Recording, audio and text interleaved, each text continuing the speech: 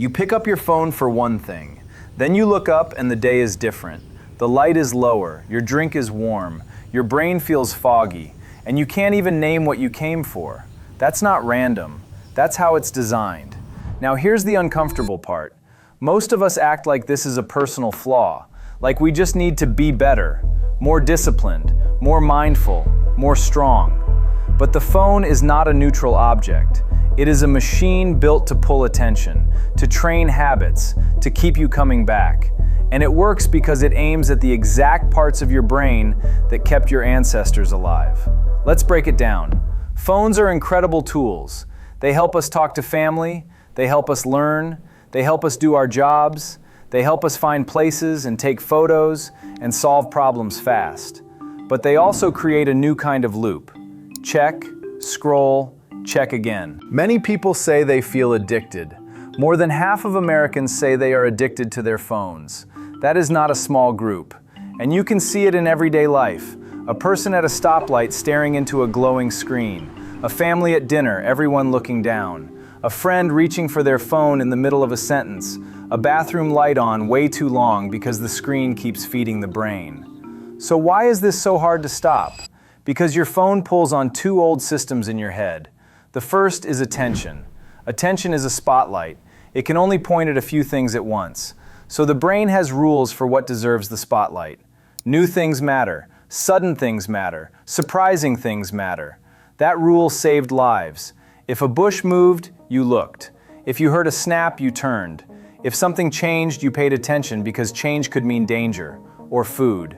Your phone lives off that rule. Buzz, ping, red dot, a tiny alarm, a tiny surprise. Your body reacts before you think. You feel it as an itch, a pull, a small panic that says, check it. Even if you are busy, even if you are tired, even if you are sitting across from a real human being. This isn't a weakness. It's a normal brain doing normal brain things. Then there's the second system, reward learning. Your brain learns patterns fast. If you do something and get a reward, your brain marks it. It says, that was good, do it again. If you do something and get nothing, your brain shrugs. Here's the trick. The strongest habits do not come from rewards that happen every time. They come from rewards that happen sometimes, randomly. That's why slot machines are so sticky. Pull, pull, pull. Most pulls are empty. Then suddenly a win. Your brain lights up. The uncertainty itself becomes the hook. Phones do the same thing. You open the app. Maybe you see something funny. Maybe you get a message. Maybe you get a like. Maybe you get nothing. But the next check could be good. So you check again and again. And after a while, you don't even decide. Your hand moves. Your thumb scrolls. Your eyes lock in. The leash tightens without you noticing. That's why people say, I only wanted to check one thing. Because the phone turns one thing into 20. Not with force, with small rewards and uncertainty. There is another reason this gets worse. The phone is also an escape hatch. A lot of phone use is not joy, it is relief. Work feels hard, your brain wants out. A task feels boring, your brain wants stimulation. You feel awkward, your brain wants something else to look at. You feel stressed, your brain wants comfort, fast. The phone gives quick relief, not deep relief. Quick relief, a small numbness, a small reset. So the brain learns a new rule. Bored equals phone. Stress equals phone. Discomfort equals phone. Once that pattern is in place, willpower feels like trying to stop a sneeze. You can do it for a moment, then your body wins. That's why some popular fixes fail. Grayscale mode is one. People turn their phone black and white so it feels less exciting. Sometimes it helps a little, often it doesn't. People still scroll. The screen just looks sad. Another one is the big social media cleanse. Quit for a week, announce it, feel proud, then come back and fall into the same loop, sometimes harder, because your brain missed the rewards. A break does not change the machine, it only pauses it. So what actually helps? Not a speech, not guilt, not a new identity, systems. You change the environment so the habit can't start as easily. Start with the most powerful lever, notifications. Turn off most of them.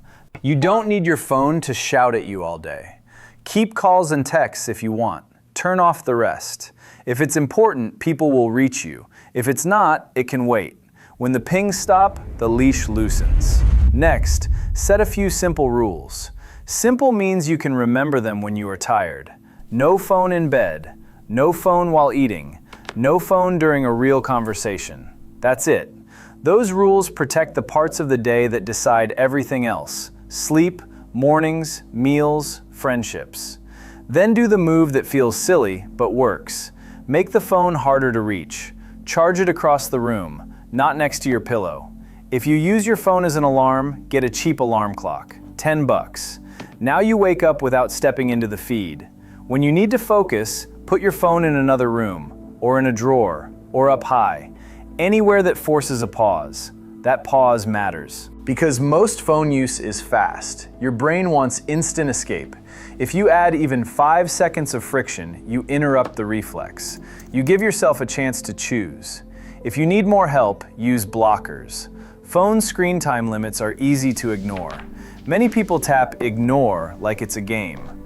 Stronger blockers make the apps unavailable during certain hours. Not forever, just long enough to break the automatic reach. This is not punishment, it's design. Now zoom out again.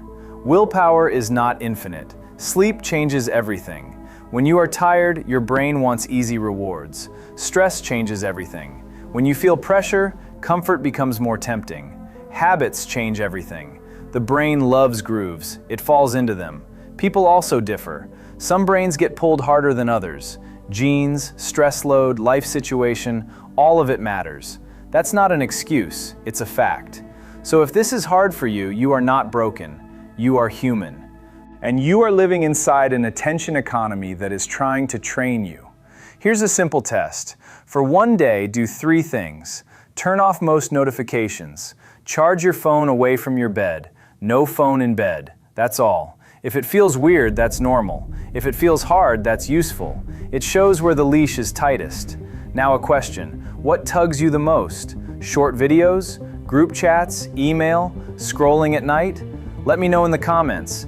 And if you want more videos like this, subscribe to my channel. And I'll see you in the next one.